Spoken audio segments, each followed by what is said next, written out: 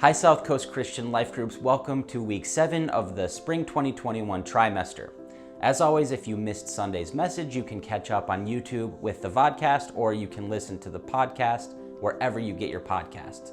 So let's jump into today's discussion. We're back in the series of Acts, which is about serving Christ together.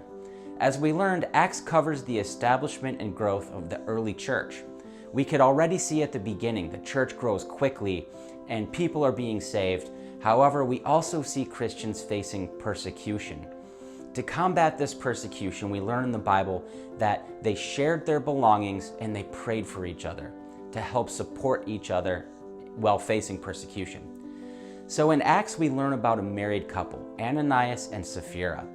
They sold a portion of their property and they brought some of the proceeds to the apostles as a donation, claiming that it was the full amount.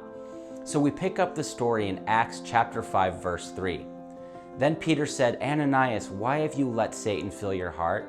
You lied to the Holy Spirit and you kept some of the money for yourself. The property was yours to sell or not sell as you wished, and after selling it, the money was also yours to give away. How could you do a thing like this? You weren't lying to us, but to God." As soon as Ananias heard these words, he fell to the floor and died. About 3 hours later, his wife came in, not knowing what had happened, and Peter asked her, "Was this the price you and your husband received for your land?" "Yes," she replied, "that was the price." Peter said, "How could you two even think of conspiring to test the Spirit of the Lord like this? The young men who buried your husband are just outside the door, and they will carry you out too." Instantly, she fell to the floor and died. Yikes. My first thought is that cheating God is a bad idea.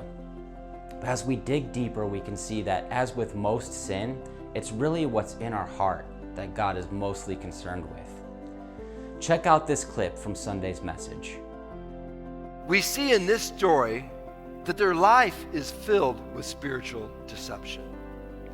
They're trying to be something that they were not.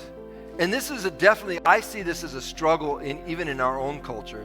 In fact, if you spend any time on social media, you will recognize that there's people that are trying to be something that they're not. Well, in this story, Ananias and Sapphira were trying to appear more generous than what they really were. Why were they doing this? Pride. So sometimes by seeking the praise and approval of people, we actually earn the disapproval of God. And this is the toll that pride can take in our lives. So the first question for today is there a type of pride that is okay and healthy? Go ahead, pause the video right there. Be back with you shortly.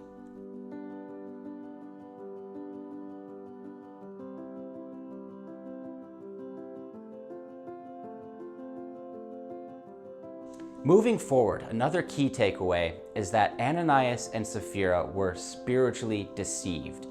The story illustrates that some early Christians were already reverting back to a more pharisaical or image-heavy form of religion, the kind of religion that Jesus came to change completely. This mindset needed to be handled quickly. Peter gave the couple a chance to come clean, but they didn't. They chose to continue living in deception. So our second discussion question for today is, describe a time in your life where you chose to come clean and no longer live in deception. Share your feelings from that time and how God may have blessed you through it. Go ahead, pause the video there. Be back with you shortly.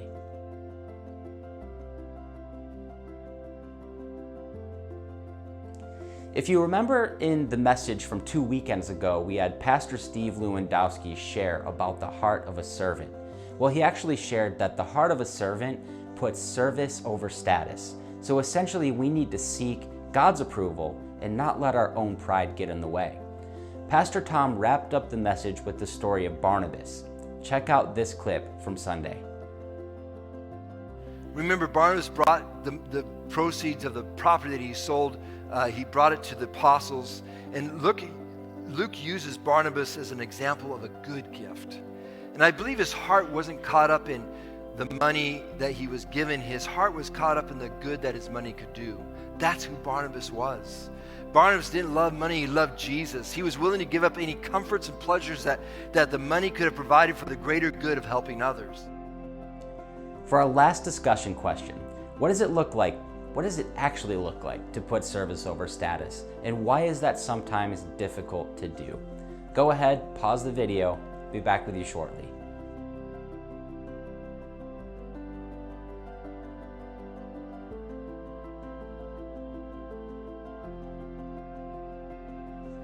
Well, that wraps up our discussion for this week. There are, as always, a few additional questions on the screen if you have more time or if you wanted to dig deeper at home. We love you here at South Coast, and we hope that this message really reveals the love that God has for you. If we are open and honest before God, we discover His unending love and forgiveness. Have a great week, and we'll see you Sunday as we continue in the series of Acts. God bless.